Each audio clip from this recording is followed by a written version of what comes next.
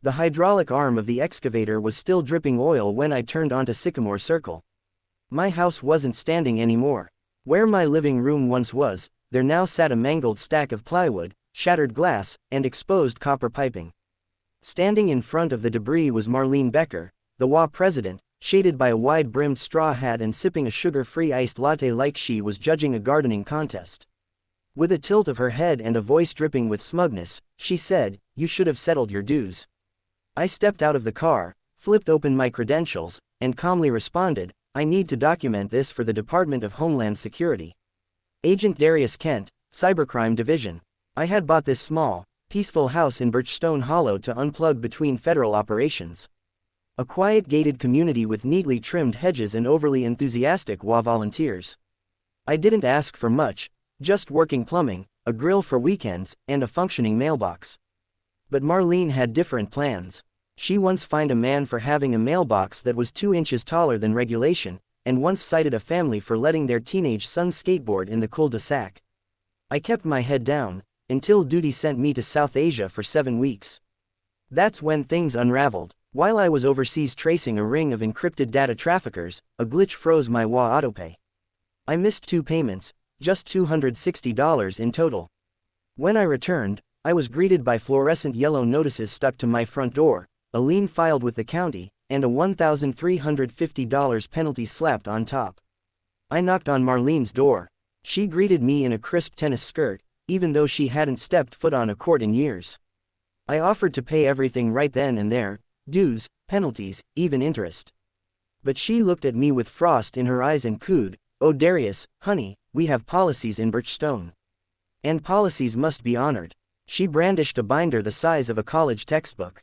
Section 19, subsection 3 stated that accounts over 30 days delinquent are subject to corrective property action. I explained I was overseas on official duty. I had proof, signed government orders. She gave a fake pout and waved her manicured hand. "Not my concern. Maybe next time you'll take your responsibilities more seriously before jet-setting off to wherever." The irony was glaring. I'd just helped intercept $200 million in crypto fraud. And this woman was treating me like a squatter over 2 missed payments. I pulled out my checkbook. "I'll settle the full amount, now." She smiled without warmth. Too late. The decision's been made. I'd later discover there was no board vote.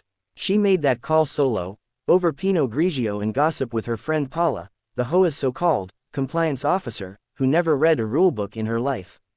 I thought she was bluffing. She wasn't. A week later, she filed a fabricated forfeiture notice and, without any legal clearance or city permits, hired her brother-in-law, a backhoe operator with no license and a temper problem. The crew rolled in at 6:45 a.m. on a Monday. By noon, my home was unrecognizable. They'd gutted the kitchen, shattered load-bearing beams, and even cracked the water main. My security cameras recorded everything before they too were ripped out. The footage showed Marlene arriving with bagels for the demolition crew, gesturing like a deranged conductor and pointing at my office, barking, "Make sure that room is completely cleared out." My neighbor, retired state trooper James, Big Jim, Holloway, tried to intervene. He walked over at 7:15 and demanded permits. The foreman, a grizzled guy with a snake tattoo on his neck, just laughed. "Lady paid cash. We're doing the job. Talk to her." Jim recorded it all. "This isn't legal," he said. "You got a badge?" "No." "Then get off the site," the foreman sneered. Jim called the police, but Marlene had already called ahead. She told dispatch the demolition was approved by the HOA for a condemned property. By the time officers arrived and realized it was a lie, the structure was rubble. Another neighbor, Rita Morales, saw Marlene posting gleeful photos of the destruction on the neighborhood's private app. Captions like, "Cleaning house the HOA way," were quickly deleted, but not before Rita screenshotted them. I didn't scream. I didn't panic. Federal training had taught me that revenge is best served with protocols and evidence. I opened my trunk, pulled out my DHS-issued kit, and began photographing every violation, every broken beam, every regulation breach. Marlene's smirk faded as she spotted the badge on my chest. "Wait, is that real?" I nodded and pointed to a charred external drive in the debris. "That was encrypted cyber infrastructure connected to federal operations. You just obliterated a secured government node." She swayed slightly. The latte slipped from her hand and splattered across her white sandals.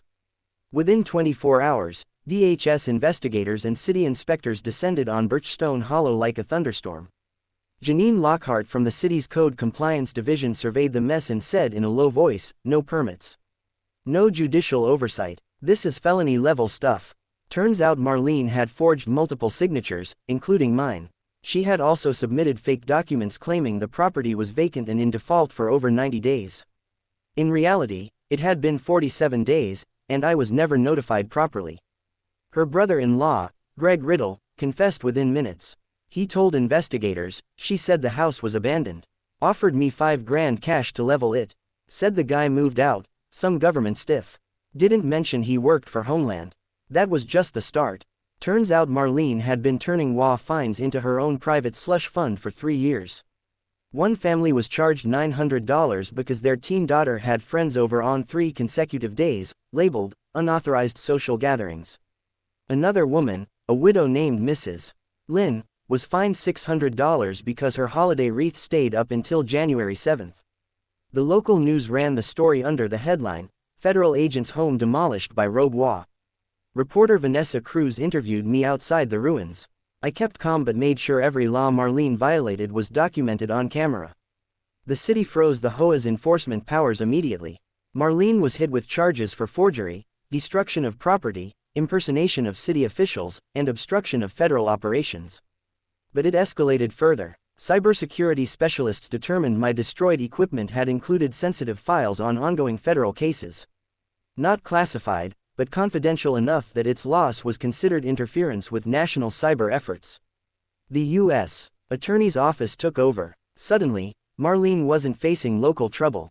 She was the subject of a federal indictment. Her attorney, a jittery man named Kevin Price who usually defended petty shoplifters, argued she was trying to uphold community standards. The presiding judge, Honorable Karen Temple, raised an eyebrow.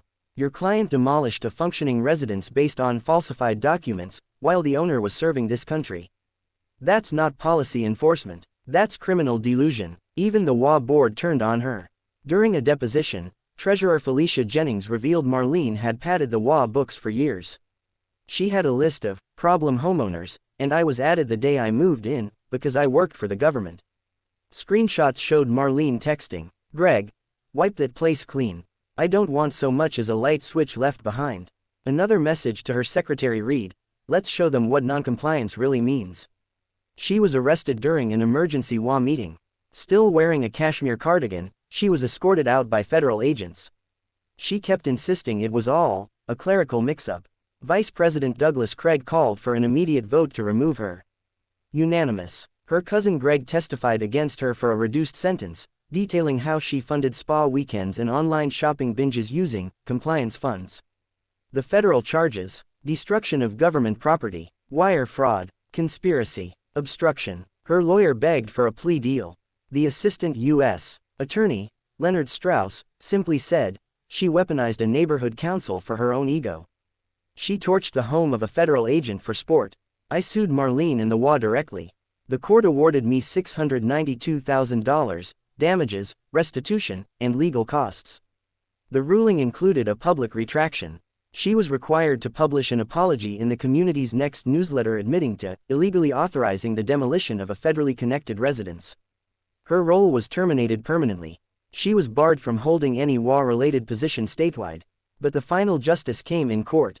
Marlene Becker was found guilty on all counts. The judge sentenced her to 3 years in federal prison and an additional $215,000 in fines.